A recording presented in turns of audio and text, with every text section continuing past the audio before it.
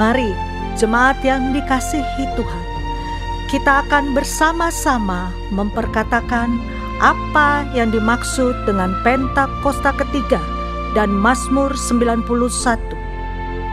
Apa yang dimaksud dengan Pentakosta ketiga? 1. Pentakosta ketiga adalah pencurahan Roh Kudus yang dahsyat di zaman ini, melebihi yang terjadi di Azusa Street. 2. Pentakosta ketiga akan mengakibatkan penuaian jiwa yang terbesar dan yang terakhir sebelum Tuhan Yesus datang kembali. 3. Pentakosta ketiga akan membangkitkan generasi Yeremia, yaitu anak-anak muda yang dipenuhi Roh Kudus, cinta mati-matian kepada Tuhan Yesus, tidak kompromi terhadap dosa, dan akan bergerak untuk memenangkan jiwa. 4. Pentakosta ketiga lahir di Indonesia dan bergerak ke bangsa-bangsa. Gerakan ini dari timur ke barat dan akan kembali ke Yerusalem. 5. Pentakosta ketiga akan memberikan kuasa untuk menyelesaikan amanat agung, dan setelah itu Tuhan Yesus akan datang kembali. Dan mari bersama kita sepakat dan percaya mendeklarasikan firman Tuhan yang tertulis dalam Mazmur 91. Dalam lindungan Allah, orang yang duduk dalam lindungan yang maha tinggi dan bermalam dalam naungan yang maha kuasa akan berkata kepada Tuhan, tempat perlindunganku dan kubu pertahananku, Allahku yang kupercayai. Sungguh, dialah yang akan melepaskan engkau dari jerat penangkap burung, dari penyakit sampar yang busuk. Dengan kepaknya, ia akan menudungi engkau. Di bawah sayapnya, engkau akan berlindung. Kesetiaannya ialah perisai dan pagar tembok. Engkau tak usah takut terhadap kedahsyatan malam, terhadap panah yang terbang di waktu siang, terhadap penyakit sampar yang berjalan di dalam gelap, terhadap penyakit menular yang mengamuk di waktu petang. Walau 1.000 orang rebah di sisimu dan 10.000 di sebelah kananmu, tetapi itu tidak akan menimpamu. Engkau hanya menontonnya dengan matamu sendiri dan melihat pembalasan terhadap orang-orang fasik. Sebab Tuhan ialah tempat perlindunganmu. Yang maha tinggi telah kau buat tempat perteduhanmu. Malapetaka tidak akan menimpa kamu, dan tulah tidak akan mendekat kepada kemahmu. Sebab malaikat-malaikatnya akan diperintahkannya kepadamu untuk menjaga engkau di segala jalanmu. Mereka akan menatang engkau di atas tangannya, supaya kakimu jangan terantuk kepada batu. Singa dan ular tedung akan kau langkahi. Engkau akan menginjak anak singa dan ular naga. Sungguh hatinya melekat kepadaku, maka aku akan meluputkannya. Aku akan membentenginya, sebab ia mengenal namaku. Bila ia berseru kepadaku, aku akan menjawab. Aku akan menyertai dia dalam kesesakan. Aku akan meluputkannya dan memuliakannya. Dengan panjang umur akan kukenyangkan dia, dan akan kuperlihatkan kepadanya keselamatan daripadaku. Haleluya! Amin. Boleh kita berikan tepuk tangan saudara-saudara yang lebih meriah lagi saudara buat Tuhan Yesus. Shalom jemaat GBPRJ. Sekali lagi shalom. Shalom, puji Tuhan. Senang rasanya bisa berjumpa kembali saudara. Di masa liburan ini saudara ada di rumah Tuhan, luar biasa. Saya percaya setiap kita yang hadir adalah orang-orang yang siap untuk beri yang terbaik buat Tuhan. Amin saudara. Saudara, berbicara tentang ibadah yang sejati, saya percaya sebuah ibadah yang sejati adalah ketika kita, saudara, sebelum kita sampai tempat ini, kita sama-sama kita setting diri kita datang ke rumah Tuhan untuk memberi. Bukan hanya untuk menerima, saudara, tapi untuk memberi. Apa yang bisa kita berikan? Hal terbaik yang kita bisa berikan dalam sebuah ibadah, saya percaya adalah pujian dan penyembahan. Amin. Hari ini, saudara, saya mau ajak kita sama-sama sebelum kita mulai, kita mau setting diri kita. Kita satukan hati, satukan tujuan untuk kita memuji menyembah Tuhan dan berikan yang terbaik. Saudara siap kasih yang terbaik buat Tuhan Yesus? Kalau siap, kasih tepuk tangan dong buat Tuhan. Mari kita satu dalam doa. Sungguh kami bersyukur Tuhan Yesus untuk kebaikan-Mu. Kami boleh ada sebagaimana kami ada. Hari ini kami berkumpul, kami satukan hati kami Tuhan. Kami datang ke kaki-Mu untuk bawa yang terbaik. Sekali lagi kami mengucap syukur untuk segala sesuatu yang boleh terjadi dalam hidup kami. Kuduskan ibadah ini Tuhan Yesus. Kami percaya suasana surgawi ada di tengah-tengah kami. Sukacita yang melimpah ada atas setiap kami. Di dalam nama Tuhan Yesus Kristus kami serahkan ibadah. Haleluya. Amin. Kami rindu untuk mengenal-Mu lebih lagi Tuhan Yesus. Mari bersama. Bila ku buka mataku dan lihat wajah-Mu, ku terkagum.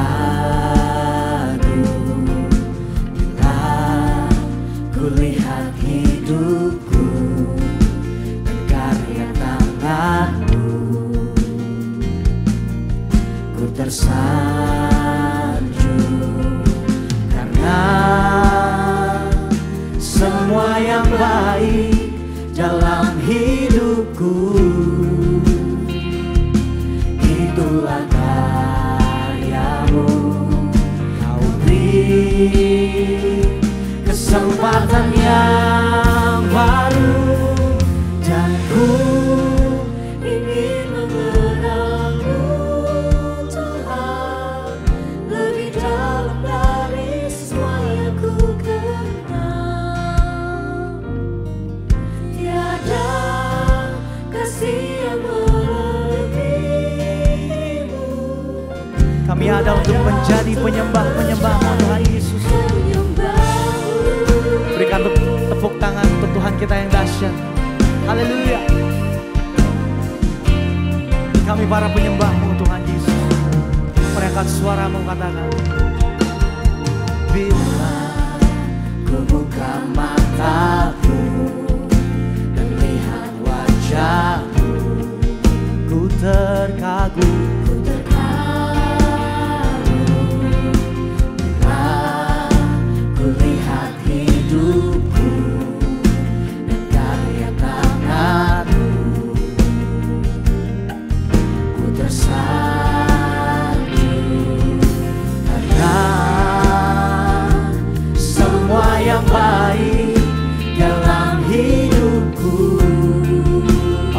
Adalah karya-karya-Mu Tuhan Yesus. Kau beri kesempatan yang baru. Mari bersama. Dan ku ingin mengenal-Mu Tuhan lebih dalam dari semua yang ku kenal. Tiada kasih yang melebihi-Mu. Ku ada untuk menjadi penyembah-Mu. Sekali lagi nyatakan. Dan ku ingin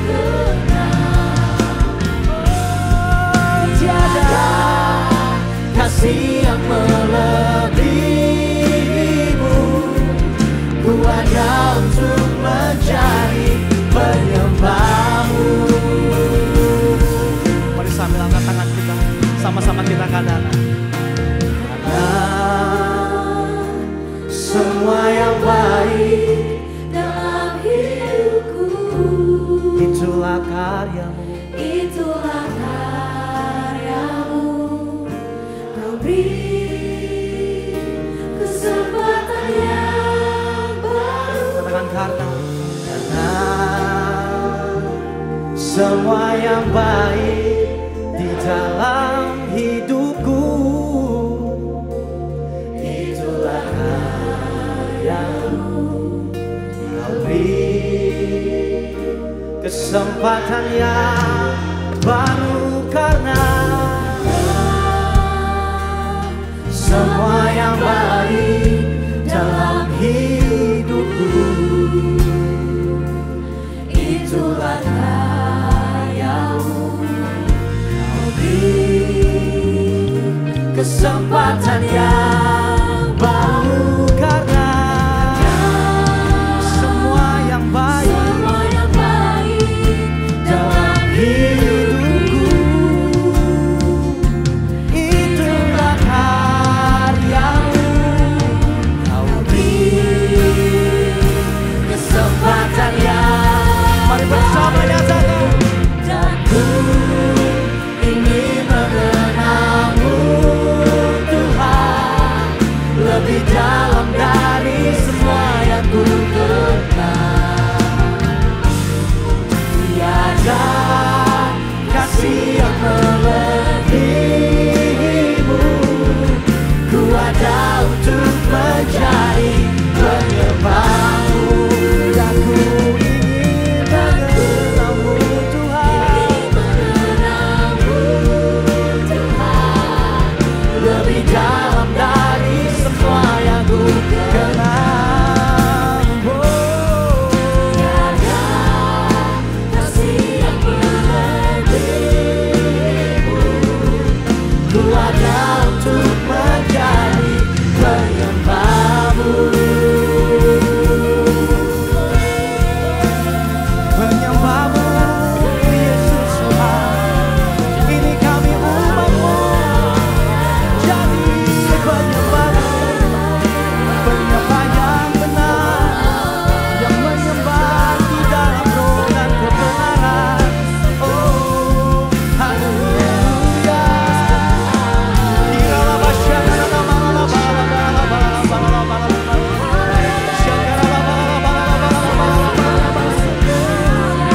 Mari beri yang terbaik, mari sembah Dia, sembah Yesus Tuhan.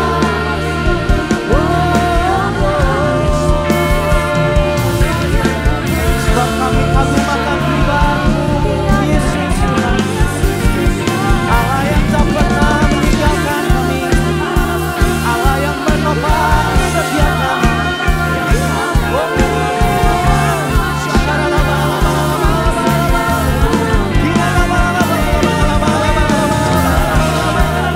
Mari terus penuhi ruangan dengan sembah.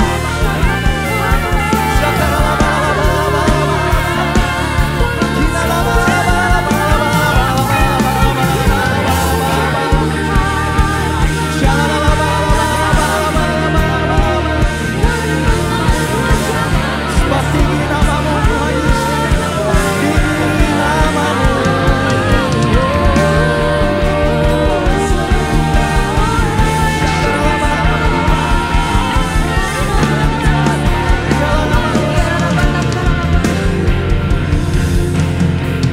Sembah Kau Tuhan, ku mengangkat tanganku.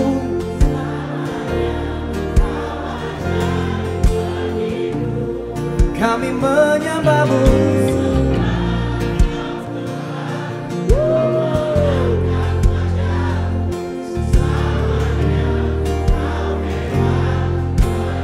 Mari lebih lagi dengan iman nyatakan, ku sembah Kau Tuhan, ku mengangkat tanganku. Selamanya Kau ajaib bagiku.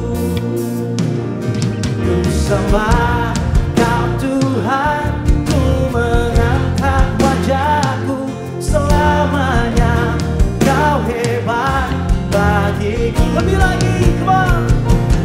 Ku sembah Kau, kami angkat tangan, kami menyembah-Mu. Angkat tanganku, selamanya Kau ajaib bagiku. Ku sembah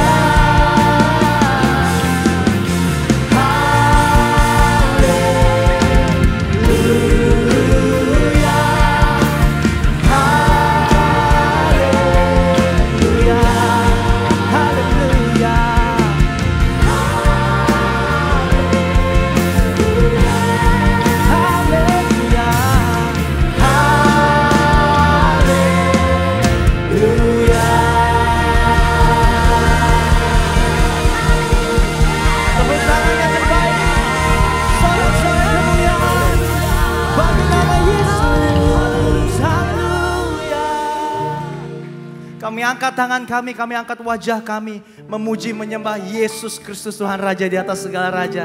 Terima kasih Tuhan, terima kasih. Kami siap lebih lagi untuk Tuhan Yesus. Di dalam nama Tuhan Yesus Kristus. Siap kita sama-sama katakan. Amin. Umat-umat yang bersuka cita lambaikan tanganmu. Sambil kasih tepuk tangan buat Tuhan. Sorakan haleluya.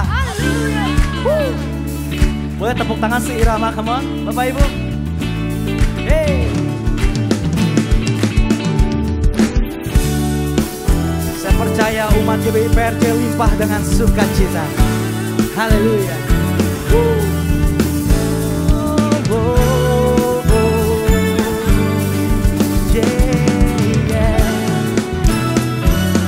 Sama-sama kita angkat suara kita. Come on. 1, 2. Kan bersuka karena kebaikan-Mu, dalam hadirat Tuhan ku akan bersuka, ku kan bernyanyi puji kebesaran-Mu, dan hatiku bersuka karena Tuhan. Ku kan bersuka karena kebaikan-Mu, dalam hadirat Tuhan ku akan bersuka, ku kan bernyanyi puji kebesaran-Mu, dan hatiku bersuka karena Tuhan. Sebab rahmat-Nya baru, rahmat-Nya baru bagiku setiap hari, anugerah-Nya limpah bagiku. Oh, oh.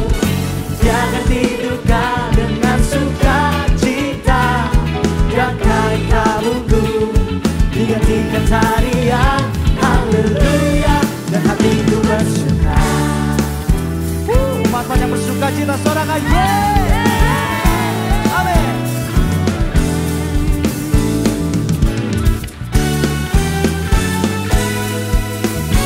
Mari kita angkat pujian itu bersama. Mari lebih lagi saudara.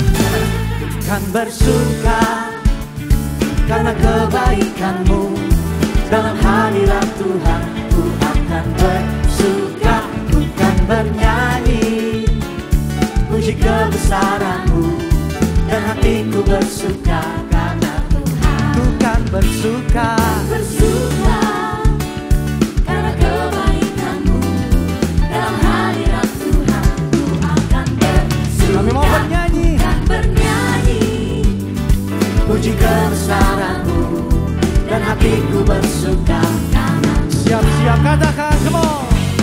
Rahmat-Nya baru bagiku setiap hari, anugerah-Nya limpah bagiku.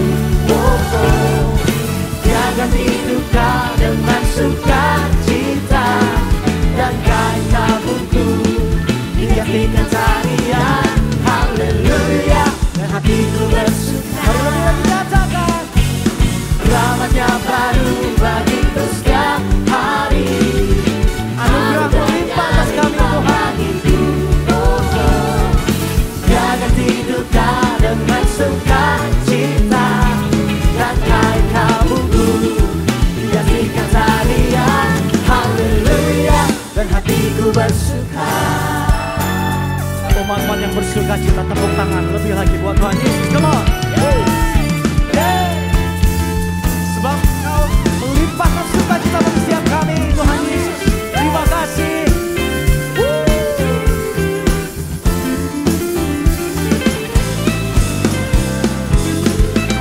Sebab Dia sumber sukacita setiap kita saudara. Amin. Haleluya. Mari lebih lagi bersama. Rahmat-Nya baru bagiku.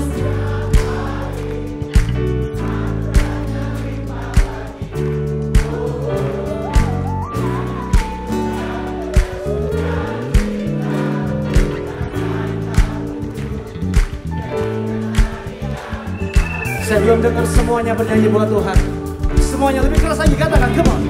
Rahmat-Nya baru bagiku setiap hari, anugerah-Nya limpah bagiku. Oh, oh.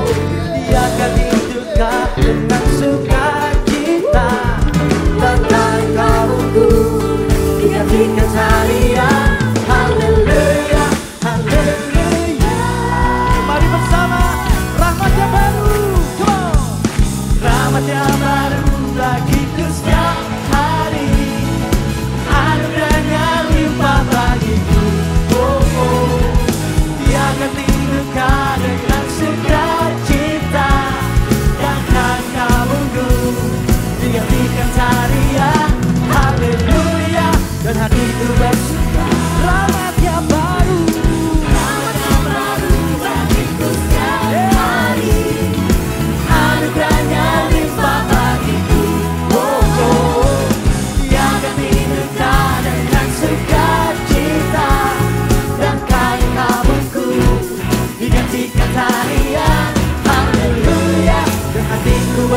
surga. Katakan haleluya.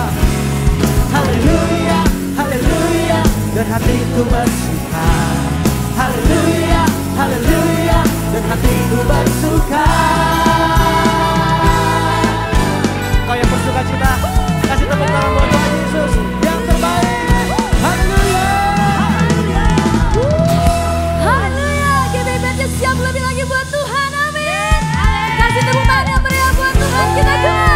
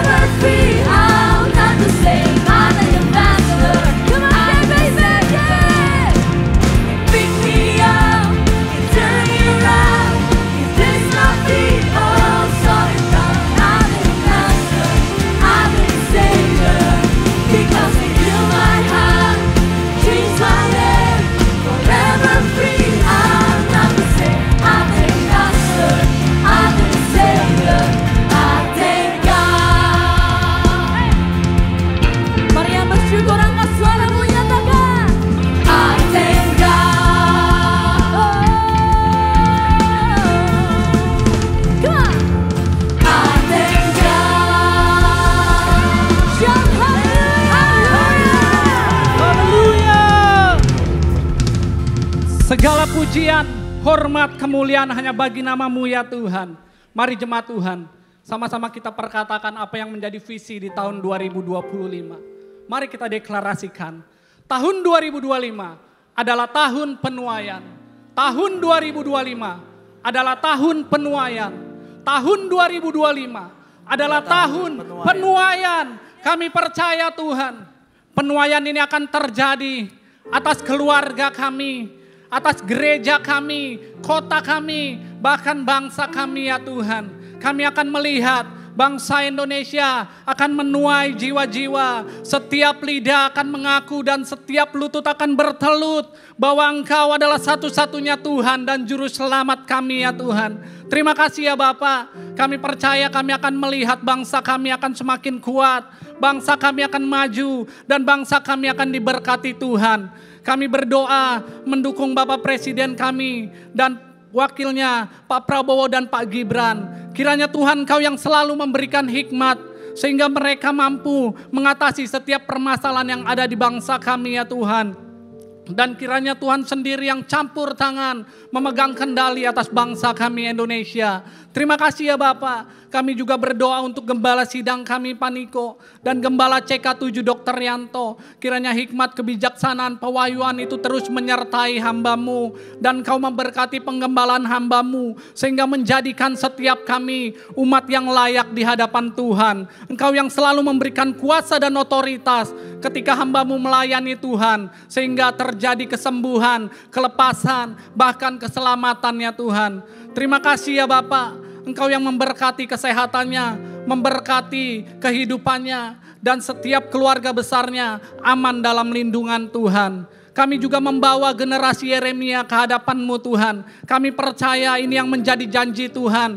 Di mana hari-hari ini Engkau akan pakai anak-anak muda untuk menjadi penggerak. Terjadinya revival ya Tuhan. Kami percaya Tuhan, mereka akan menjadi berkat dimanapun mereka berada. Baik di sekolah-sekolah, di kampus-kampus, di gereja, di marketplace, bahkan di pemerintahan ya Tuhan. Akan lahir anak-anak muda yang takut akan Tuhan, yang cinta mati-matian akan Tuhan Yesus, dipenuhi Roh Kudus dan tidak kompromi akan dosa.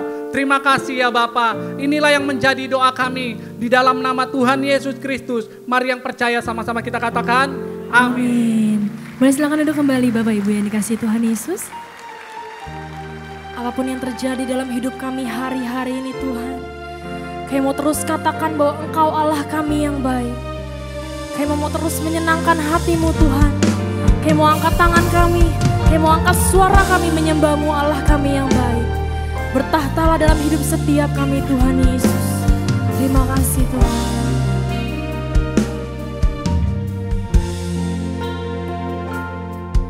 Apapun yang terjadi di dalam hidupku, selalu ku berkata Tuhan Yesus baik. Dalam segala hal yang terjadi, tetap ku berkata Tuhan Yesus baik. Ku sembah Kau, tak dapat ku membalas kasih-Mu. Ku sembah Kau Bapa. Ku rindu selalu menyenangkan-Mu. Kami mau senangkan Engkau ya Tuhan. Mari yang mau menyenangkan hati Tuhan, angkat suaramu nyatakan. Apapun yang terjadi di dalam hidupku, selalu ku berkata Tuhan Yesus baik. Dalam segala hal yang terjadi, tetap ku berkata Tuhan Yesus baik. Apapun yang terjadi Tuhan, apapun yang terjadi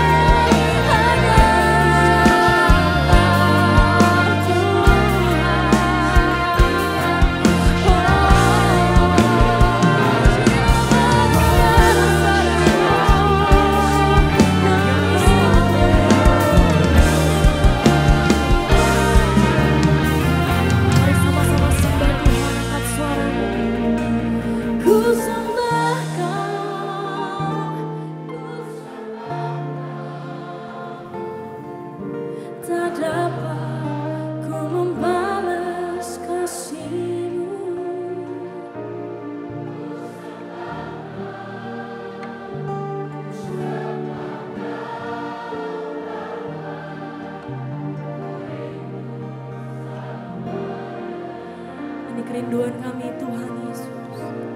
Ku sembah Kau, ku sembah Kau, tak dapat ku membalas kasih-Mu. Ku sembah Kau, ku sembah Kau Bapa, ku rindu selalu menyembah. Mari sekali lagi angkat suaramu, nyatakan. Ku sembah Kau, kami sembah Kau, ku sembah Kau. Bersyukur Tuhan Yesus, apapun yang terjadi dalam hidup setiap kami Tuhan, Kau mau terus menyenangkan hati-Mu Tuhan Yesus.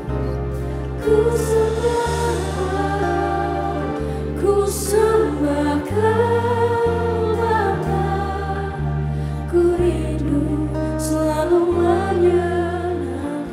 Kami rindu Tuhan, ku rindu selalu menyenangkan-Mu. Ku rindu selalu menyenangkan-Mu.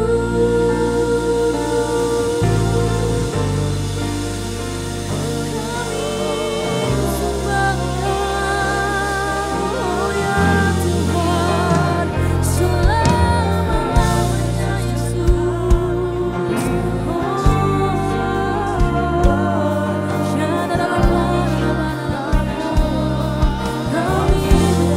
Yesus.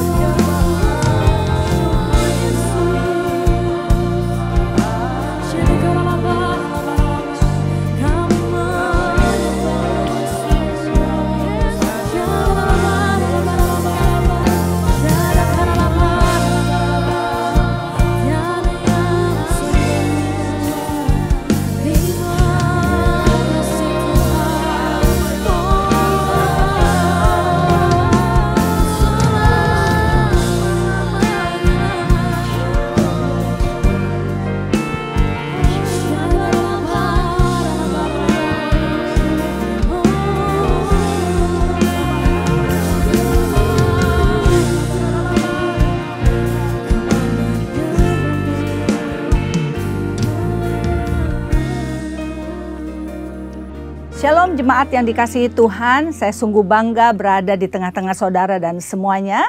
Hari ini saya menyampaikan satu pesan Tuhan, tapi sebelumnya kita akan berdoa terlebih dahulu. Tuhan Yesus, kami percaya Bapa Engkau disenangkan lewat pujian dan penyembahan kami. Saatnya kami mendengar suara-Mu. Berkata-katalah kepada kami Tuhan, apa yang harus kami lakukan supaya hidup kami boleh menyenangkan hati-Mu. Kami butuh instruksi-Mu Tuhan, kami butuh petunjuk-Mu Tuhan. Karena itu Bapa, kami minta Tuhan Engkau terus berbicara kepada kami Tuhan. Dan pakai hamba-Mu yang terbatas ini Tuhan, karena kuasa-Mu tidak pernah terbatas. Ambil alih Tuhan, ambil alih di mana kami berada, terlebih ambil alih hati kami. Roh Kudus beracaralah, lawat kami semua tanpa kecuali. Bekerjalah Tuhan, kami percaya ketika Engkau bekerja, ketika hadirat-Mu ada, maka pemulihan terjadi, kesembuhan terjadi, penghiburan terjadi Tuhan, karena bagi-Mu tidak ada yang mustahil. Terima kasih Bapa Surgawi, terima kasih Roh Kudus, dalam nama Tuhan Yesus Kristus. Haleluya, amin. Tuhan taruh di hati saya satu tema, yaitu apa yang kau cari. Bapak Ibu yang dikasihi Tuhan, menjadi murid adalah panggilan agung dari Yesus sendiri. Pemuritan adalah kunci bagi kekristenan. Yesus mengharapkan jika kita mau menjadi muridnya, maka hidup kita harus berubah dari orang-orang yang belum jadi muridnya. Hidup kita harus berbeda dari orang-orang yang bukan muridnya. Karena pengertian guru di dalam Alkitab dan juga guru dalam sekolah itu sangat berbeda Bapak Ibu. Murid yang di sekolah bertemu guru untuk belajar ilmu pengetahuan tertentu. Dan hubungan mereka hanya sebatas mengisi pengetahuan untuk murid tersebut. Sementara murid Yesus yang terdapat dalam Alkitab bertemu dengan Yesus sebagai guru adalah murid yang meneladani hidup sang guru tersebut. Di mana murid juga menyerahkan hidupnya untuk dipimpin oleh sang guru. Itulah perbedaan guru di sekolah dan guru di dalam Alkitab. Jadi hubungan kita dengan Yesus adalah hubungan guru dan murid yang berdasarkan kita mengasihi guru kita karena guru kita terlebih sudah mengasihi kita semua. Ada banyak orang yang mengaku menjadi orang percaya atau Kristen. Tapi pertanyaannya, berapa banyak yang menjadi murid Kristus? Tujuan Tuhan menghendaki kita menjadi murid adalah agar sampai akhirnya kita kedapatan setia dan tak bercacat cela. Karena itu mari kita belajar sama-sama di Yohanes 1 ayat 35-51, murid-murid Yesus yang pertama. Ya, Bapak Ibu fokus di pasal ini karena kita nggak akan kemana-mana, kita akan belajar ayat demi ayat sehingga kita tahu dan mengerti apa yang Tuhan mau dalam hidup kita. Ayat 35 saya bacakan. Pada keesokan harinya Yohanes berdiri di situ pula dengan 2 orang muridnya. Dan ketika ia melihat Yesus lewat, ia berkata, "Lihatlah anak domba Allah." Kedua murid itu mendengar apa yang dikatakannya itu, lalu mereka pergi mengikuti Yesus. Bapak Ibu yang dikasihi Tuhan, Andreas dan Yohanes adalah orang-orang yang mau belajar. Tidak heran ketika mereka menjadi murid Yohanes dan kemudian mereka juga menjadi murid Yesus. Nah, apakah kita sudah layak disebut murid Kristus atau kita hanya mengaku sebagai murid, tetapi tindakan kita, perilaku kita tidak mencerminkannya? Karena itu seperti Yohanes dan Andreas yang mau belajar, kita hari ini sama-sama belajar untuk menjadi murid yang berkenan di hadapan Tuhan. Nah, bagaimana langkah-langkah menjadi murid sejati? Kita akan baca ayat selanjutnya, yaitu ayat 38. Yohanes 1 ayat 38, tetapi Yesus menoleh ke belakang, ia melihat bahwa mereka mengikuti dia lalu berkata kepada mereka, "Apakah yang kamu cari?" Stop Bapak Ibu, apakah yang kamu cari?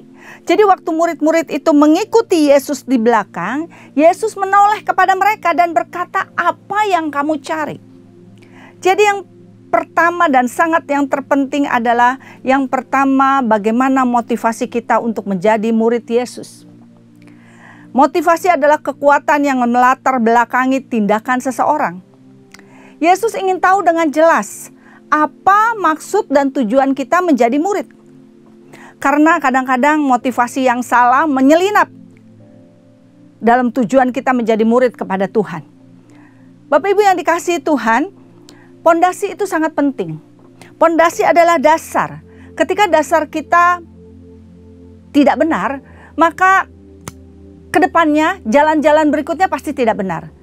Kalau pondasi bangunan sudah benar, maka berapapun tingkat yang akan kita bangun, dia tidak akan goyah oleh apapun juga. Tapi kalau pondasinya sudah tidak diberes, maka ada angin saja bisa roboh. Karena itu penting sekali pondasi kita dalam mengikuti Yesus. Yesus bertanya, "Apa yang kau cari?" Apa yang kita cari menjadi murid Yesus? Ada banyak jawaban. Tapi Yesus ingin kita menjadi muridnya adalah satu kerinduan. Satu kerinduan karena kita mencintai Tuhan, ingin belajar sehingga kita serupa dengan Dia. Saudara, kucing dan tikus sama-sama berlari. Saudara ingat film Tom and Jerry? Mereka sama-sama berlari. Tapi kucing berlari karena lapar. Tikus berlari karena ingin menyelamatkan nyawanya. Dua-duanya berlari. Tapi mereka punya motivasi yang berbeda. Nah, sama seperti kita semua, mungkin kita hari ini mengaku murid. Kita mungkin satu gereja sama-sama, pelayanan sama-sama, atau juga kita mengajar dan diajar bersama-sama. Tapi apakah motivasi kita sama? Nah, ini yang dipertanyakan Yesus. Ini yang selalu menjadi dasar. Karena orang lain melihat sesuatu yang kita kerjakan, tetapi Allah melihat alasan kita mengerjakan. Sekali lagi yang pertama adalah bagaimana motivasi kita. Apa motivasi kita mengikuti Yesus? Apa motivasi kita menjadi murid Yesus? Pagi hari ini, siang hari ini, malam hari ini, dan hari ini Yesus bertanya kepada kita, apa yang kau cari? Karena kita tidak menjadi murid Allah untuk mendapatkan keuntungan darinya. Kita telah mendapatkan semuanya itu. Karena itu sekali lagi Bapak Ibu yang dikasihi Tuhan, yang pertama adalah bagaimana dengan motivasi kita. Penting sekali motivasi yang benar supaya kita masuk ke langkah-langkah berikutnya. Langkah yang kedua. Ayat 38 saya lanjutkan. Kata mereka kepadanya, Rabi artinya guru, di manakah engkau tinggal? Yang kedua adalah mengenal. Ketika motivasi kita udah benar di hadapan Tuhan, langkah selanjutnya adalah mengenal. Pertanyaan Andreas dan Yohanes pada Yesus, Rabi, di manakah engkau tinggal? Ini menunjukkan bahwa keduanya ingin mengenal Yesus lebih lagi. Kenapa? Karena ketika mereka tahu tempat tinggal Yesus, mereka bisa mengalami intim dengan Tuhan. Karena tempat yang paling baik adalah di rumahnya ketika kita ingin mengenal seseorang. Kalau kita mengenal seseorang di jalan, sekilas, kita cuma tahu. Tapi ketika kita ada di rumahnya, maka kita akan sangat mengenalnya. Bapak Ibu yang dikasihi Tuhan, mengenal Tuhan dengan tinggal bersamanya pasti lebih berakar dan kuat. Tapi mengenal hanya sekilas, cuma sampai emosi dan perasaan saja, kadang-kadang ini yang membuat kita menilai Tuhan salah. Kita gagal melihat rencana keseluruhan rancangan Tuhan yang baik. Karena kita nggak sungguh-sungguh mengenal Tuhan. Sekali lagi tahap yang kedua adalah setelah motivasi kita benar adalah mengenalnya. Bukan sekedar tahu. Semakin kita kenal Tuhan, semakin kita percaya. Karena mengenal Tuhan gak cukup hanya di pikiran. Kita harus mengenalnya dengan hati. Bapak Ibu yang dikasihi Tuhan, Maria ibu Yesus belum punya pengalaman ketika menyuruh Yesus mengubah air menjadi anggur. Karena dikatakan bahwa air menjadi anggur adalah mukjizat yang pertama. Maria belum pernah melihat Yesus melakukan mukjizat. Tapi kenapa ibunya menyuruh hari itu Yesus untuk melakukan mukjizat? Walaupun tidak ada pengalaman. Karena Maria sangat mengenal anaknya. Maria sangat mengenal Yesus. Dia adalah Kristus. Dia adalah juru selamat yang mampu melakukan mukjizat. Karena itu tanpa pengalaman, Maria percaya. Bapak Ibu yang dikasihi Tuhan, semakin kita kenal Tuhan, semakin kita percaya. Waktu kita percaya, kita gak akan pernah goyah. Karena dengan mengenal Tuhan lebih dalam lagi, kepercayaan kita semakin meningkat. Dan sekali lagi, penderitaan, apapun yang terjadi, gak bakal kita meninggalkan Tuhan. Gak mungkin kita kecewa, karena kita tahu dan sangat mengenal Tuhan Yesus. Mari gali terus pengenalan kita dengan Tuhan. Kadang-kadang kita bicara tentang Tuhan lebih banyak daripada berbicara dengan Tuhan. Seringkali kita ngomongin tentang Tuhan, kita lupa berbicara dengan Tuhan. Kita senangnya bersaksi. Bersaksi adalah tentang Tuhan, tapi berdoa adalah dengan Tuhan. Berapa banyak kita tidak pernah mengenal karena kita nggak pernah berbicara dengan Tuhan. Mari sering berbicara dengan Dia, supaya kita lebih sering dan mengenal Dia. Mengenal Tuhan bisa lewat ibadah seperti ini, bisa lewat kul, apa saja.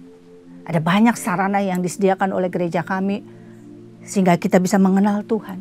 Lewat doa fajar, menara doa, dan banyak lagi. Mari Bapak Ibu yang dikasihi Tuhan, langkah pertama kita adalah motivasi yang benar. Yang kedua adalah mengenal Tuhan. Dan yang ketiga adalah mengalami. Ayat 39 dikatakan begini. Ia berkata kepada mereka, marilah dan kamu akan melihatnya. Mereka pun datang dan melihat di mana ia tinggal, dan hari itu mereka tinggal bersama-sama dengan dia. Waktu itu kira-kira pukul 4. Yesus bilang mari dan lihat. Artinya alami.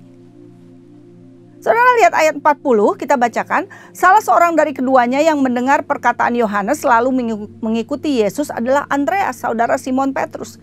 Andreas mula-mula bertemu dengan Simon, saudaranya, dan ia berkata kepadanya, kami telah menemukan Mesias. Bapak Ibu yang dikasih Tuhan, mereka tinggal di rumah Yesus. Yesus gak pernah lo ngomong, aku Mesias, aku Mesias. Dia hanya mengatakan, mari dan lihatlah. Dan keduanya langsung mengatakan, kami sudah menemukan Mesias. Mereka sudah mengalami Tuhan. Sehingga mereka mengatakan, Yesus adalah Mesias. Karena mereka punya pengalaman bersama dengan Yesus selama mereka tinggal bersama dengan Yesus. Bapak Ibu yang dikasih Tuhan. Bagaimana dengan pengalaman kita? Kesulitan, penderitaan, pergumulan, atau apapun juga yang kita anggap tidak enak. Yesus sedang mengajarkan murid-muridnya, Yesus sedang mengajarkan kita untuk kita mengalami Dia. Karena lewat penderitaan, lewat kesusahan, lewat masalah, Yesus sedang memperkenalkan kasih-Nya, kebaikannya, kesetiaannya, karakternya, juga keilahiannya kepada kita. Jadi kalau hari ini Bapak Ibu sedang mengalami hal-hal yang gak enak, sadarilah.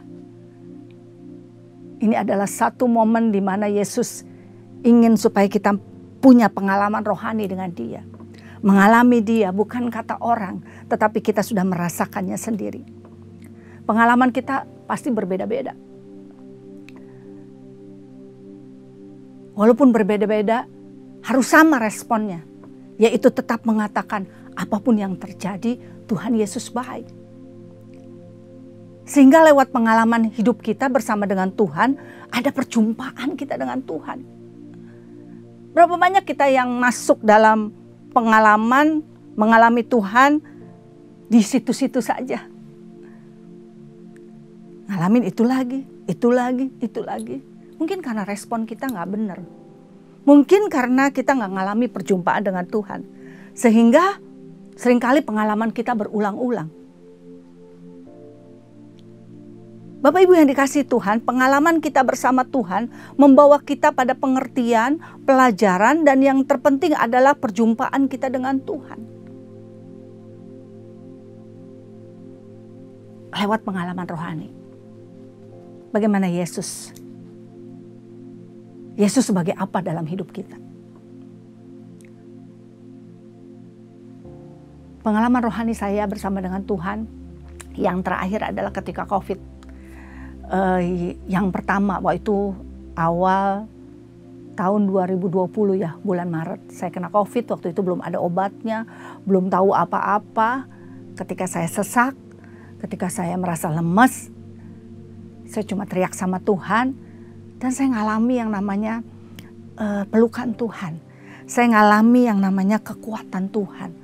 Sehingga ketika orang tanya, Yesus itu sebagai apa dalam hidupmu? Maka saya mau katakan bahwa Yesus adalah Allah yang hidup. Allah yang nyata, Allah yang baik. Nah, bagaimana dengan pengalaman Bapak Ibu semua? Karena ketika kita menjadi murid, yang pertama adalah apa yang kau cari? Motivasinya gimana? Yang kedua, seberapa dalam yang kau mengenal Dia? Yang ketiga, pengalaman bersama dengan Tuhan. Yang keempat, Bapak Ibu yang dikasihi Tuhan. Ayat 42. Ia membawanya kepada Yesus. Yesus memandang dia dan berkata, engkau Simon anak Yohanes, engkau akan dinamakan Kefas, artinya Petrus. Bapak Ibu yang dikasihi Tuhan, Simon artinya ilalang, gampang diombang-ambingkan, sedangkan Petrus artinya batu karang. Apa maksud Tuhan sih rubah-rubah nama orang? Apa Tuhan iseng? Dia rubah nama seseorang yang lama menjadi nama yang baru. Di sini Tuhan ingin kita sebagai murid-muridnya mau berubah. Ada kelahiran baru dalam hidup kita. Ketika kita bilang aku adalah murid. Karena itu izinkan Tuhan mengubah dan tundukkan hati kita. Mari kita tinggalkan manusia lama kita menjadi manusia yang baru. Mungkin kita sudah mengikuti Yesus sudah bertahun-tahun. Dari lahir, 30 tahun, 20 tahun, setahun, 3 tahun, Gak penting berapa lamanya Bapak Ibu, hari ini sebagai murid Tuhan ingin kita mengalami yang namanya perubahan. Jangan sampai hidup kita tetap jadi manusia lama. Yang pelit tetap pelit, yang sombong tetap sombong, yang emosian tetap emosian. Sebagai murid Tuhan ingin kita mengalami perubahan, perubahan karakter. Karena karakter itu sangat penting.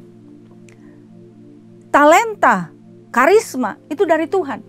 Tapi karakter itu yang kita harus usahakan bekerja sama dengan Roh Kudus. Kita harus persembahkan karakter kita seperti karakter Kristus. Di dunia kita perlu karisma, kita perlu talenta supaya lewat talenta dan karisma kita orang bisa mengikut Tuhan. Orang bisa jadi murid Tuhan. Tapi Bapak Ibu, di surga Tuhan memerlukan karakter kita. Sebagai murid kita harus punya karakter yang dewasa, yang seperti Kristus. Karena itu mari mulailah melakukan perubahan kecil. Karena ketika kita melakukan perubahan kecil, itu sangat berarti di hadapan Tuhan. Perubahan barulah disebut perubahan bila terjadi perubahan.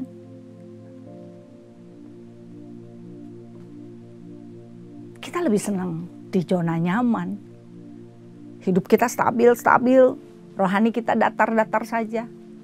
Tapi hari ini, mari kita sama-sama berubah. Berubah. Yang tahu karakter kita adalah kita sendiri dengan Tuhan. Manusia gak tahu karakter kita karena kita bisa berpura-pura. Saya bisa bersandiwara. Tapi Tuhan sangat tahu. Dan Dia sangat menghargai suatu perubahan. Bapak Ibu, suatu ketika seorang ibu curhat sama saya kalau dia dikasari oleh suaminya ya. Dia nangis sama saya.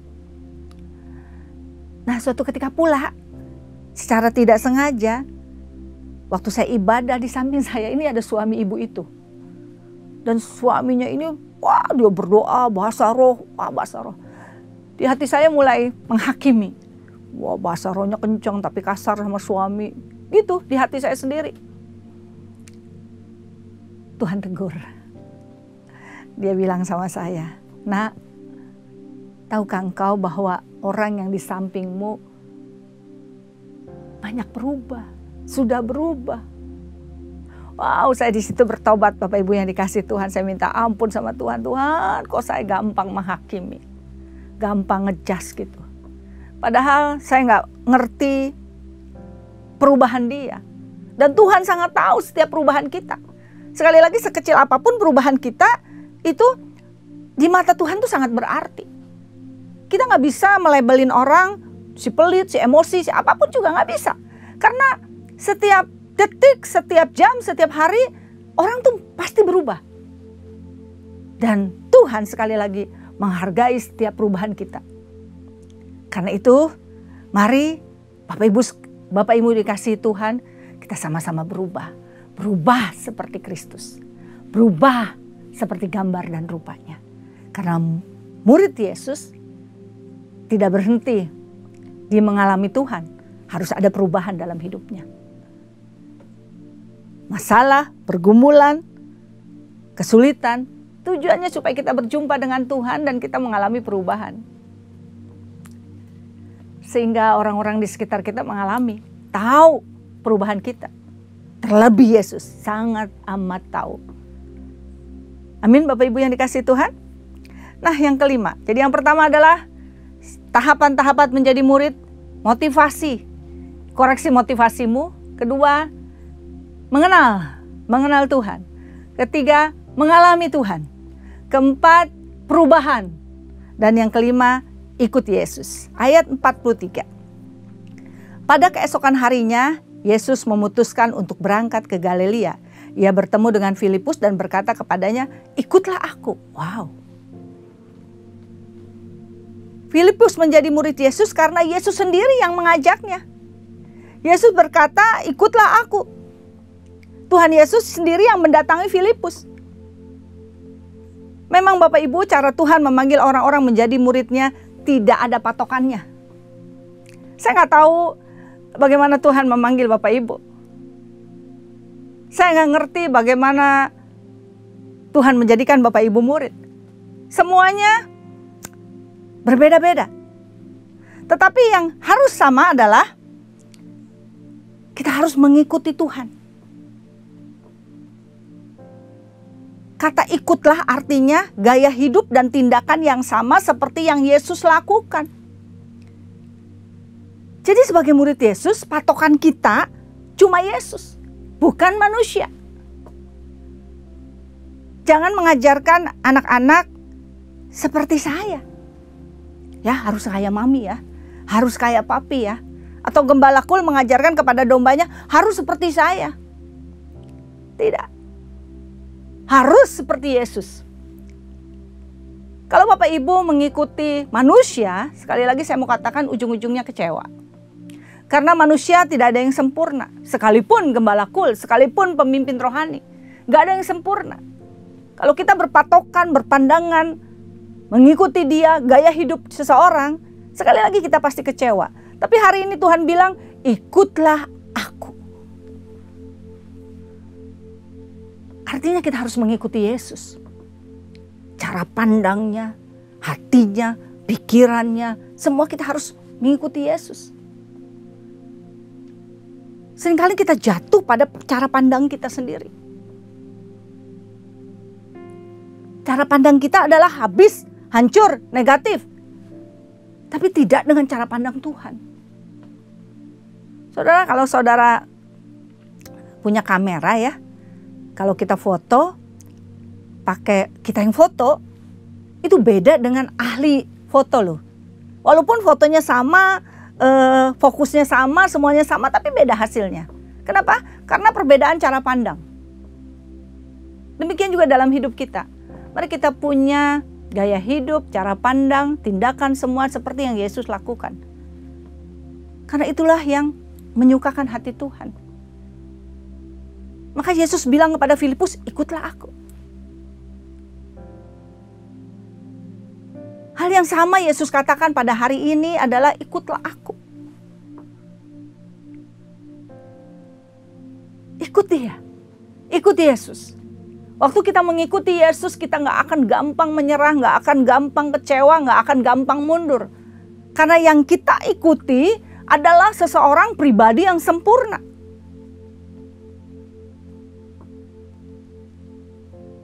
Banyak orang yang berhenti karena mengikuti manusia. Orang mundur dari gereja karena mengikuti manusia. Orang berhenti dari pelayanan karena mengikuti manusia. Orang berhenti dari murid karena mengikuti manusia. Dia kecewa kepada orang yang diidolakannya. Dia kecewa kepada orang yang diikutinya. Dia kecewa pada orang yang menjadi panutannya. Mari ubah. Kita hanya mengikuti Tuhan. Kita hanya ikut Tuhan. Sehingga ketika ada orang-orang yang lemah, ada orang-orang yang mengecewakan, ada orang-orang yang menurut kita nggak layak, bukan lagi fokus kita. Fokus kita hanya kepada Tuhan Yesus. Wow, Bapak Ibu, ikut Tuhan Yesus. Ikut Tuhan Yesus saja. Mengikut Tuhan adalah keputusanku. Amin Bapak Ibu. Mengikut Yesus adalah keputusan kita. Yang terakhir. Jadi yang pertama Bapak Ibu, tahapan-tahapan menjadi murid Yesus, motivasi. Kedua, mengenalnya. Ketiga, mengalaminya. Keempat, terjadi perubahan. Kelima, ikut Yesus. Yang keenam, tidak selamanya menjadi murid tuh harus belajar terus. Tetapi menjadi murid juga ada saatnya di mana kita menerima rapot. Kita menerima hadiah kenaikan kelas. Jadi nggak selamanya belajar. Ada satu hari di mana kita bersuka cita karena kita menjadi murid. Kita lihat ayat 50. Yesus menjawab katanya, karena aku berkata kepadamu, aku melihat engkau di bawah pohon ara, maka engkau percaya. engkau akan melihat hal-hal yang lebih besar daripada itu. 51, lalu kata Yesus kepadanya, aku berkata kepadamu, sesungguhnya engkau akan melihat langit terbuka dan malaikat-malaikat Allah turun naik kepada anak manusia. Wow. Jadi yang keenam adalah kita bisa menikmati sebagai murid perkara yang besar. Perkara yang besar adalah di luar nalar kita, di luar logika kita, dan itu disediakan. Dikatakan bahwa langit akan terbuka. Saudara, kalau langit yang terbuka, pasti itu perkara besar. Saudara ingat Musa? Waktu Musa dikejar oleh orang-orang Mesir, menghadapi laut, kita berpikirnya ada air bas gitu yang nolongin ya. Atau kita berpikir ada ikan paus yang menyeberangkan mereka. Tetapi dengan tongkat yang di tangan, laut terbelah menjadi dua. Ini adalah yang namanya perkara besar di luar nalar. Sehingga Musa bisa menyeberang. Dan yang kedua, saudara ingat gak? Yosua dijanjikan kota Yeriko yang berkubu, ya kan? Itu adalah milik pusaka Allah. Nggak ada satupun barisan tentara Israel yang berperang melawan tentara Yeriko. Allah justru meminta mereka berjalan mengitari tembok. Dan tembok itu roboh. Ini yang namanya perkara besar. Bapak Ibu yang dikasihi Tuhan, ketika 5 hal kita sudah lakukan, ada perkara besar yang menunggu. Sesuatu yang kita nggak pikirin, sesuatu yang kita nggak dengar, sesuatu yang kita timbul dalam hati, itu yang disediakan Tuhan bagi kita. Dan perkara besar setiap pribadi berbeda-beda. Mungkin menurut dia nggak besar, mungkin menurut dia biasa saja. Tapi setiap pribadi akan mengalami yang namanya perkara besar sesuai ukuran dan kualitas mereka. Jadi Bapak Ibu sekali lagi saya mau katakan bahwa ada saatnya kita bersuka cita menerima perkara besar karena langit terbuka. Dan ini luar biasa Bapak Ibu. Dan malaikat-malaikatnya dan malaikat-malaikat Allah turun naik kepada anak manusia. Bapak Ibu percaya bahwa kita punya malaikat? Mazmur 91 ayat 11 dikatakan, sebab malaikat-malaikatnya akan diperintahkan kepadamu untuk menjaga engkau di segala jalanmu. Katamu itu adalah pribadi. Diperintahkan kepadamu masing-masing. Ada malaikat untuk menjaga kita di sepanjang jalan kita. Nah masalahnya sekarang malaikat itu turun naik apa enggak? Jangan sampai malaikat-malaikat itu cuma nganggur. Enggak ngapa-ngapain Bapak Ibu. Karena motivasi kita udah salah. Karena kita nggak kenal Tuhan, cuma tahu Tuhan. Karena kita nggak pernah ngalami Tuhan, setiap masalah tidak mengubah kita. Karena kita nggak mau berubah, kita nggak mau ikut Yesus, sehingga malaikat kita cuma bengong, nganggur. Padahal firman Tuhan katakan malaikat-malaikat Allah akan turun naik kepada anak manusia. Mari, kita bikin malaikat-malaikat turun naik. Saudara, dia akan turun, dengerin doa kita, dia akan naik. Tuhan, Ibu Rita lagi berdoa, Tuhan minta jiwa-jiwa. Dia naik turun lagi. Tuhan, Ibu Rita lagi berdoa. Dia minta supaya banyak kul multi. Tuhan, bolak-balik itu malaikat. Kenapa? Karena kita sudah menjalani 5 tahapan itu dan kita menerima perkara yang besar. Bapak Ibu yang dikasihi Tuhan. Ayo, semangat. Semangat supaya kita mengalami perkara besar dan malaikat turun naik. Turun naik kepada kita. Juga turun naik kepada anak manusia, yaitu Tuhan Yesus sendiri.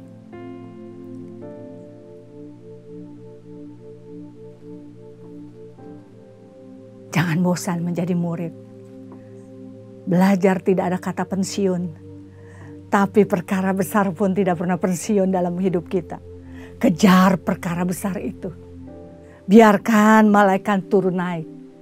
Supaya kita punya pengalaman. Punya satu hari di mana sebagai murid kita boleh bersuka cita. Amin Bapak Ibu yang dikasihi Tuhan. Pemuritan seringkali sudah bergeser sebatas pengajaran. Hasilnya orang akan semakin Banyak yang tahu dalam kesombongan, tetapi tidak dalam kualitas karakter dan kehidupan.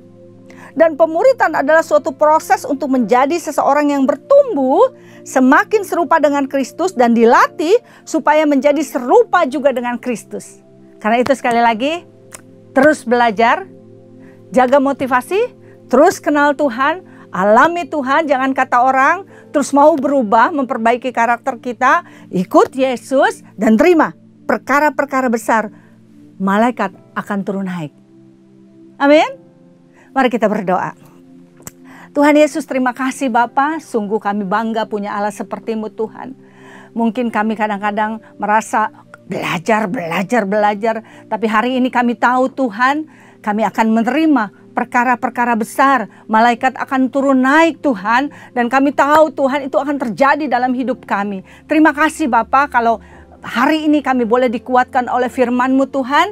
Biarkan kami terus mau Tuhan mengikut Engkau seumur hidup kami Tuhan. Dan belajar tidak ada kata pensiun. Kuatkan kami Tuhan, Roh Kudus, mampukan kami untuk selalu menjadi murid Yesus Kristus. Terima kasih Bapa, terima kasih Roh Kudus, di dalam satu nama Tuhan Yesus Kristus. Haleluya, amin. God bless you.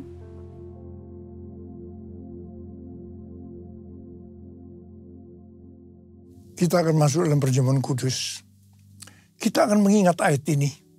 Sebab setiap kali kamu makan roti ini dan minum cawan ini, kamu memberitakan kematian Tuhan sampai Ia datang. Perjamuan kudus adalah perjamuan Tuhan Yesus sendiri. Setiap kali kita masuk ke dalam perjamuan kudus, Tuhan Yesus selalu berkata, biarlah ini menjadi peringatan akan aku. Karena itu mari, arahkan hati kita kepada kebaikan Tuhan. Mari tundukkan kepala. Bapa, siapakah kami sebelum kami mengenal Engkau? Kami semua orang berdosa. Upah dosa adalah maut, mati. Tapi Engkau yang tidak berdosa telah dijadikan dosa oleh karena kami. Engkau harus turun dari sorga mulia. Mati ganti kami dengan penderitaan yang luar biasa. Sungguh kalau kami pikirkan betapa baiknya Engkau ya Aba. Engkau jadikan kami sebagai anak-anak-Mu. Engkau berkati, Engkau tuntun, Engkau bela, Engkau sembuhkan, Engkau hajar juga kalau kami salah Tuhan. Itu Engkau ya Aba, itu Engkau ya Aba. Terima kasih, terima kasih. Tuhan akan memberkati kita semua melalui perjamuan kudus. Tapi Tuhan mau kita makan dan minum dengan cara yang benar.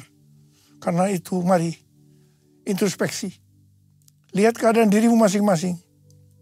Jangan menyimpan dosa. Kalau ada dosa yang Tuhan ingatkan, langsung minta ampun. Ampuni saya Tuhan, ampuni saya Tuhan, ampuni saya, ampuni. Kau melihat anak-anak-Mu Tuhan saat ini yang menyelesaikan segala sesuatu dengan Tuhan. Berkati, layakkan kami untuk masuk dalam perjamuan kudus. Terima kasih. Kami akan masuk dalam perjamuan kudus dengan hati penuh ucapan syukur dalam nama Yesus. Amin. Mari. Angkat roti di tangan kanan kita tinggi-tinggi. Sebab apa yang telah kuteruskan kepadamu telah aku terima dari Tuhan. Yaitu bahwa Tuhan Yesus pada malam waktu Ia diserahkan mengambil roti. Dan sesudah itu Ia mengucap syukur atasnya. Dia memecah-mecahkannya dan berkata, inilah tubuhku yang diserahkan bagi kamu. Perbuatlah ini menjadi peringatan akan aku. Sudah dikasih Tuhan, bukankah roti yang kita pecah-pecahkan ini adalah persekutuan kita dengan tubuh Kristus. Mari kita makan dalam nama Yesus.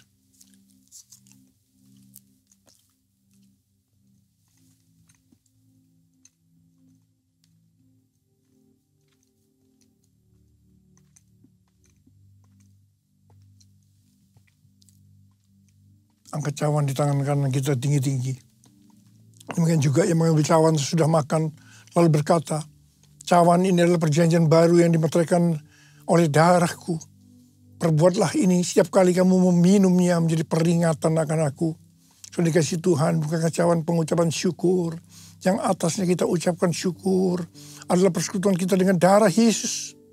Mari kita minum dalam nama Yesus.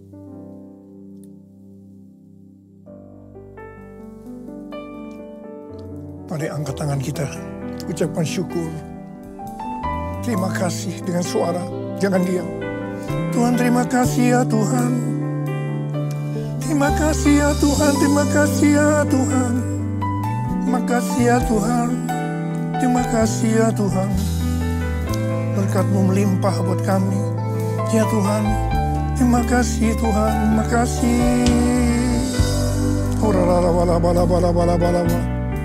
Tuhan, Kau memberkati anak-anak-Mu, Kau melihat anak-anak-Mu. Kau saat ini Kau sedang menyembuhkan yang sakit, sedang membebaskan yang terikat, menghibur yang susah, menguatkan yang lemah, memberikan pengharapan-pengharapan yang baru bagi yang datang dengan keadaan putus pengharapan.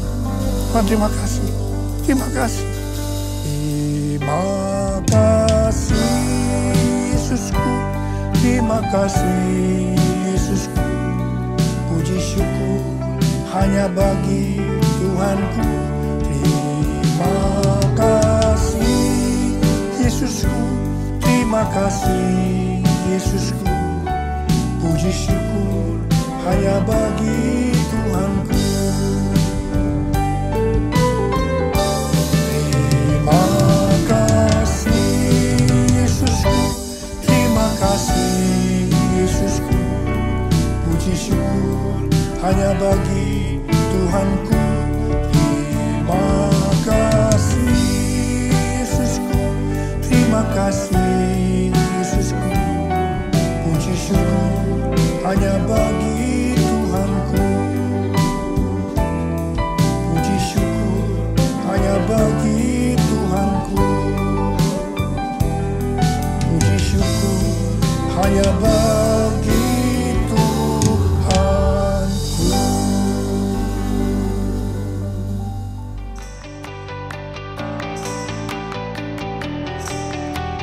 Shalom.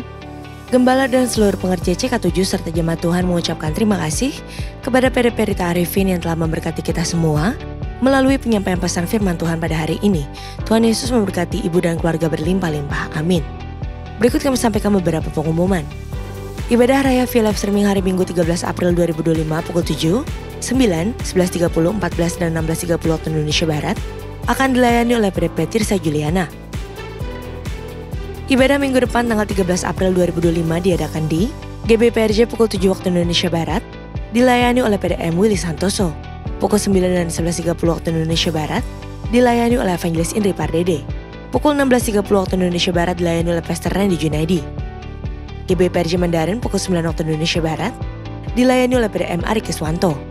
GB Interkon pukul 7, 9, dan 11 waktu Indonesia Barat, dilayani oleh Evangelis Jinda Darmawan. Pukul 16 dan 18 waktu Indonesia Barat, dilayani oleh PDP Hartono. GB San Moritz pukul 9, 11, dan 13 waktu Indonesia Barat, dilayani oleh PDP Sudi Tandi. Pukul 15 dan 17 waktu Indonesia Barat, dilayani oleh Pendeta Adi Putra Hasani STH. GB PRJ Pluit pukul 9 waktu Indonesia Barat, dilayani oleh Pendeta Stefan J. Saputra SMTH. Pukul 11 waktu Indonesia Barat, dilayani oleh Dr. Cisi Nugraha. Pukul 16.30 waktu Indonesia Barat, dilayani oleh Pastor Aksaria Eka Putra. GBHCR pukul 8 dan 10 waktu Indonesia Barat, dilayani oleh Pendeta Adi Putra Hasan STH. GB Alam Sutra Mall pukul 7, 9, dan 11 waktu Indonesia Barat, dilayani oleh Pastor JJ Simko Putra. Pukul 13, 15, dan 17 waktu Indonesia Barat, dilayani oleh Pendeta Royal Montanejaya MSC. Ibadah Raya Onsite di atas, disertai juga dengan ibadah pembunaan anak secara onsite. Ibadah yang ulang atau rerun dilakukan secara onsite untuk ibadah Mandarin Service dan 2PM yang profesional and couple service dapat diikuti melalui YouTube channel GBPRJ CK7. Untuk persembahan umum atau kolekte, perpuluhan jemaat, ucapan syukur, dan lain-lain dapat dilakukan melalui e-banking, mobile banking, ATM, maupun online di website rekening persembahan CK7, BCA Cabang Tamrin dengan nomor account 206 333 8222 atas nama GBPRJ.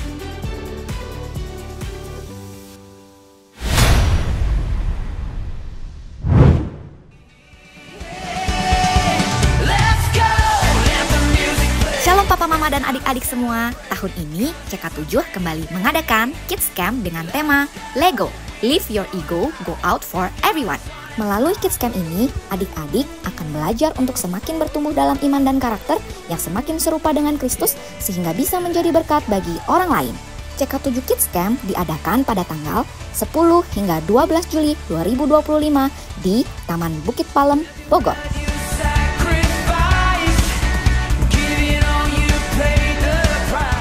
Saat ini, Papa Mama dapat mendaftarkan anak-anak dengan harga early bird sebesar Rp750.000 yang berlaku dari tanggal 16 Maret hingga 20 April 2025. Kuotanya terbatas loh, setelah periode atau kuota berakhir, biaya pendaftaran akan berubah menjadi regular price seharga Rp850.000. Untuk adik-adik kelas 3 sampai dengan 6 SD, jangan sampai ketinggalan ya.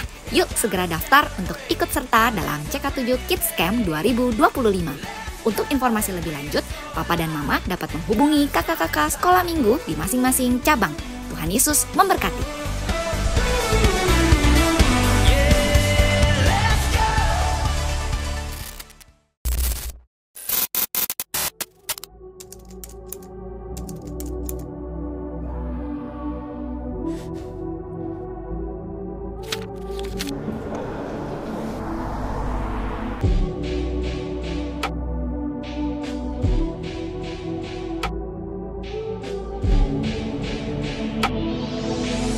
Get ready. Tanda sama Tuhan. Kita bilang bahwa menjadi sangat takut dan berkata seorang kepada yang lain. Jangan berkata dusta dan jangan berkata sia-sia.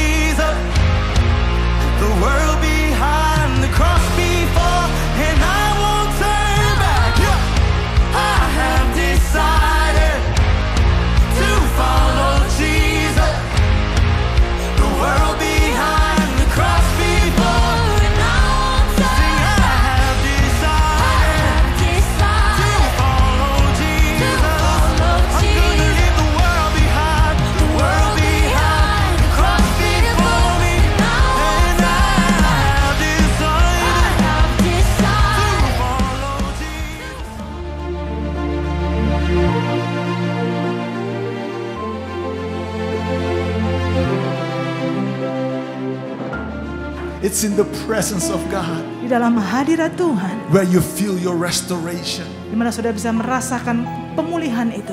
Jesus died for you on that cross. Yesus mati di kayu salib untukmu. My brother, my sister, Saudara-saudariku, He died for you on that cross. Dia mati untukmu di kayu salib.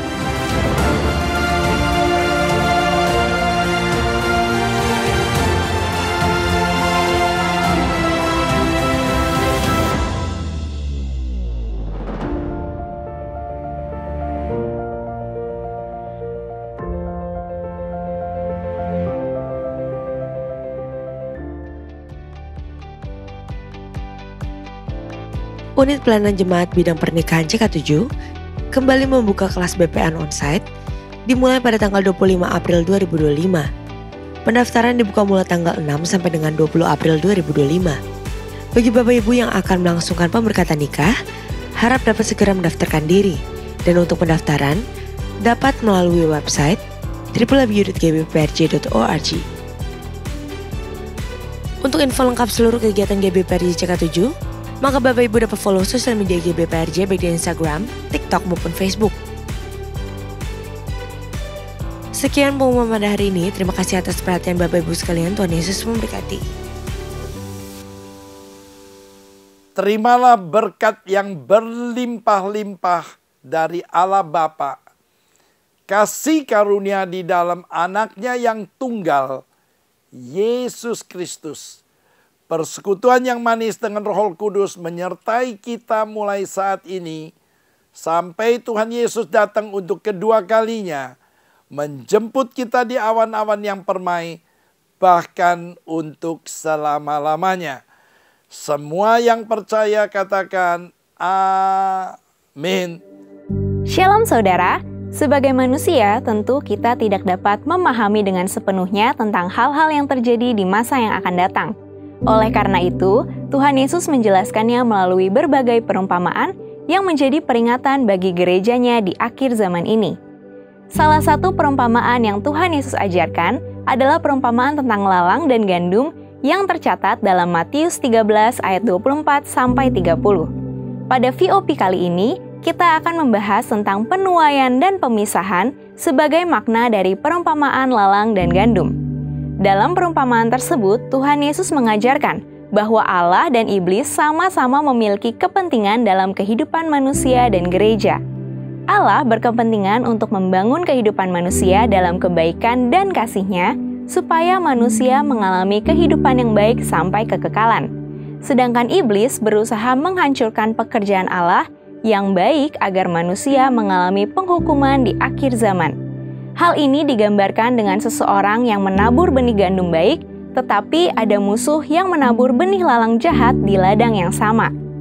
Alkitab Penuntun Hidup Berkelimpahan mengatakan bahwa Injil dan orang percaya yang sejati akan ditanam di seluruh dunia, dan iblis juga akan menanam para pengikutnya di antara umat Tuhan untuk meniadakan kebenaran Allah sebagaimana yang tercatat dalam 1 Yohanes 2 ayat 18-19. Dalam bahasa asli Alkitab, kata lalang menggunakan kata zizanion yang berarti darnel atau fall sweet dalam bahasa Inggris, yaitu tanaman yang menyerupai gandum tetapi berbeda pada buahnya. Bulir gandum lalang berwarna hitam dan mengandung zat yang berbahaya bagi kesehatan manusia jika dalam jumlah yang banyak. Jadi, lalang pada perumpamaan ini berarti gandum palsu. Maka dari itu, hamba-hamba tuan ladang itu baru menyadari keberadaan lalang yang jahat setelah keduanya mulai berbulir dan menghasilkan buahnya masing-masing. Hal ini menggambarkan adanya kelompok orang dalam gereja Tuhan yang terlihat seperti orang percaya, tetapi hidup dan hatinya tidak selaras dengan kebenaran firman Tuhan. Lalang sendiri mendeskripsikan orang yang awalnya percaya kepada Tuhan, tetapi kemudian menyerah dalam pencobaan dan godaan si jahat, sehingga hidup dalam kesesatan dan pemberontakan. Bahkan beberapa di antaranya menjadi orang yang menyebarkan kesesatan dan kejahatan. Tuhan Yesus memberikan peringatan dalam Matius 7 ayat 15-16a. Seperti serigala berbulu domba, ada yang beribadah dengan cara yang sama dengan orang percaya, tetapi memiliki motivasi dan tujuan yang salah. Perlu diingat bahwa yang masuk ke dalam kerajaan surga adalah mereka yang melakukan kehendak Bapa yang di surga. Menghasilkan buah yang tidak baik adalah kejahatan di mata Tuhan.